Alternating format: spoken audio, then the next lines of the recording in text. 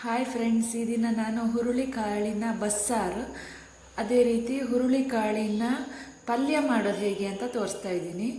Night ನಾನು ಅರ್ಧ cup ಆಗುವಷ್ಟು ಹುರುಳಿಕಾಳನ್ನು ನೆನೆಸಿ ಇಟ್ಕೊಂಡಿದ್ದೀನಿ. ನಂತರ ಬೆಳಗ್ಗೆ ಅದಕ್ಕೆ ಸ್ವಲ್ಪ ನೀರನ್ನು ಸೇರಿಸಿ ಕುಕ್ಕರಲ್ಲಿ ಬೇಯಿಸ್ಕೊಳ್ಬೇಕಾಗತ್ತೆ. 3ರಿಂದ 4 ವಿಸಲ್ ಬೇಕಾಗುತ್ತೆ, ಯಾಕಂದರೆ ಹುರುಳಿಕಾಳು ಬೇಯಬೇಕಲ್ವಾ.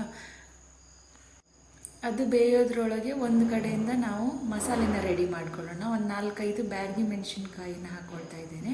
ಹಾಗೆ ಸ್ವಲ್ಪ ಹುಳಿನ ಹಾಕ್ಕೊಳ್ತಿದ್ದೀನಿ. ನನ್ನ ಹತ್ರ ಗರ್ಚನ್ ಹುಳಿ ಇತ್ತು, ನಾನು ಆ ಹುಳಿ ಹಾಕ್ತಿದ್ದೀನಿ. ನೀವು ಹುಣಸೆ ಹುಳಿ ಇದ್ದರೆ ಹುಣಸೆ ಹುಳಿನ ಯೂಸ್ ಮಾಡ್ಬೋದು.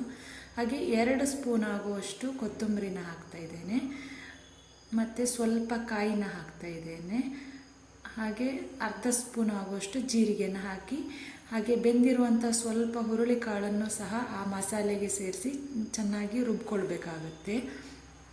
ಬೆಂದಿರುವಂಥ ಹುರುಳಿಕಾಳನ್ನು ಒಂದು ಕಡೆ ಸಪ್ರೇಟ್ ಮಾಡಿಕೊಂಡು ಒಂದು ಬಾಣಲೆಯಲ್ಲಿ ಸ್ವಲ್ಪ ಎಣ್ಣೆನ ಹಾಕ್ತಾಯಿದ್ದೀನಿ. ಹಾಗೆ ಒಗ್ಗರಣೆಗೆ ಸಾಸಿವೆ, ಶುಂಠಿ ಮತ್ತು ಬೆಳ್ಳುಳ್ಳಿ, ಜಜ್ಜಿರುವಂಥ ಶುಂಠಿ ಬೆಳ್ಳುಳ್ಳಿ, ಹಾಗೆ ಸ್ವಲ್ಪ ಈರುಳ್ಳಿಯನ್ನು ಹಾಕ್ಕೊಂಡು ಚೆನ್ನಾಗಿ ಫ್ರೈ ಮಾಡ್ಕೊಳ್ಬೇಕಾಗುತ್ತೆ. ಸ್ವಲ್ಪ ಕರಿಬೇವಿನ ಸೊಪ್ಪನ್ನು ಸಹ ಹಾಕ್ಕೊಂಡಿದ್ದೇನೆ. ಈರುಳ್ಳಿ ಸ್ವಲ್ಪ ಬೆಂದ ನಂತರ ಅದಕ್ಕೆ ರುಬ್ಬಿರುವಂತಹ ಮಸಾಲೆ ಹಾಗೂ ಬೇಯಿಸಿಟ್ಕೊಂಡಿರುವಂಥ ಹುರುಳಿ ನೀರನ್ನು ಹಾಕಿ ಚೆನ್ನಾಗಿ ಕುದಿಸ್ಬೇಕಾಗತ್ತೆ. ಕುದಿಸಿದರೆ ಘಮ ಘಮ ಹುರುಳಿ ಬಸ್ಸಾರು ಸವಿಯಲು ಸಿದ್ಧ.